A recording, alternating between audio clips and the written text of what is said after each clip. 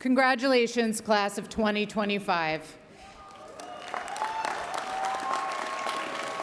Take a moment to appreciate how far you have come. 5 years ago, most of you began your college search at the height of the pandemic. You dealt with things no other age cohort had: hybrid classes, virtual interviews, and campus tours. Wondering if you were really about to pick a school for the most formative years of your life based on everything you could find on Google and Reddit threads. Choosing based on vibes, as my 14-year-old would say. Yet at some point in that process, you did choose Dartmouth, because in large part, you knew Dartmouth stood for something, because Dartmouth values were aligned with your own.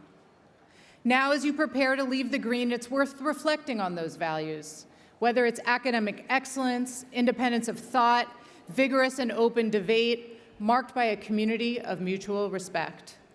These values will continue to ground you even as things around you change. You're entering the world in heady times.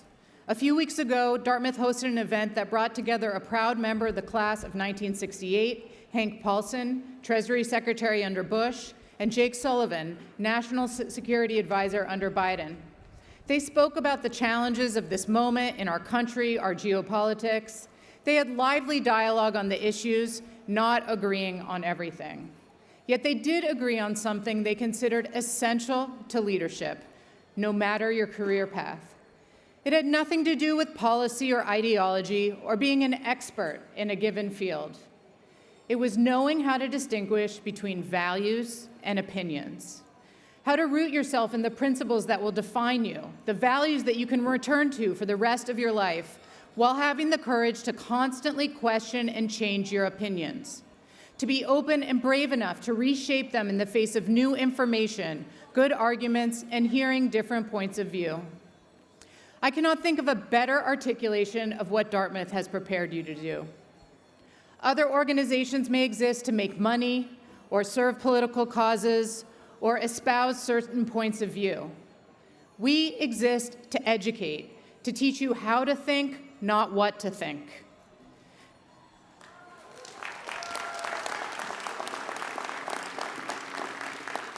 To help you become independent voices in the wilderness, in the spirit of our motto, Vox Clementis and Deserto. The world desperately needs this right now. Some of you in your psychology or cognitive science courses have studied Solomon Asch, a pioneer in the field of social psychology. In the 1950s, he conducted a series of experiments that showed how easy it was to quash differences of opinion.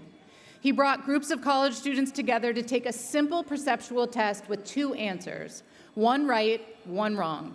Only everyone in the room was an actor, instructed to say the wrong answer, except for one unsuspecting student who went last. 3/4 of those unsuspecting students went along with what they knew were the wrong answer, the one the majority had given. When asked why, they gave the reasons you might expect: a fear of ridicule, peer pressure that led them to doubt their own knowledge. Conformity won. Yet when Asch ran the study differently, if even one other actor dissented first, the real student was far more likely to select the right answer, the one they actually believed to be true. We are in a moment when conformity and groupthink that Asch studied are everywhere. A recent Gallup survey shows we're living through the most polarized time since the Civil War. Every tweet pulls us further into our bubbles, away from the in-person conversations and debate that are necessary to see each other as human beings. And yet for the past several years, you have had the great gift of being in the one place where people still come together to challenge each other, engage in civil debate, create knowledge, and move difficult issues forward. You are at an institution that highlights this vigorous and open debate as a core value. You've been surrounded by diverse perspectives. You have learned from brilliant faculty how to entertain 2 competing ideas at the same time. You have been challenged, your opinions questioned, learned to stand on your own, and in the process, you have grown. Wherever your life and career take you, I urge you to bring those values into the world. It can be challenging, even painful, to engage with someone who questions your deeply held opinion or your purpose. Do so anyway.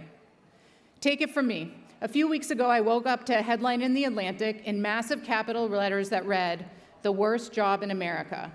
For then, it went on for about 1,000 words to literally describe the job that me and 7 other people have, Ivy League University president. A big thank you to my mom for texting me the article, by the way. It can be difficult, as Sandra said, to live with discomfort, to have the hard conversations and stand up for values while acknowledging your blind spots. Do so anyway. It can be frightening to lead, to stand alone as independent voices when everyone else has chosen the same answer. Do so anyway. Dartmouth has given you these skills and rooted you in these values. As some question our mission and the very idea of higher education, and others, sometimes within higher education itself, forcefully argue that we have nothing to change or improve on, the best way to advocate for what you have experienced here and push our institutions to continue to improve is to put these skills rooted in your values to use every single day. Embrace different perspectives and opinions, but always come back to your values. Seek out knowledge, lean on your classmates, professors, our incredible staff, the same people in your lives who have made this journey possible. And always, always remember, your Dartmouth community and family, driven by our core values, are here for you. Congratulations, class of 2025.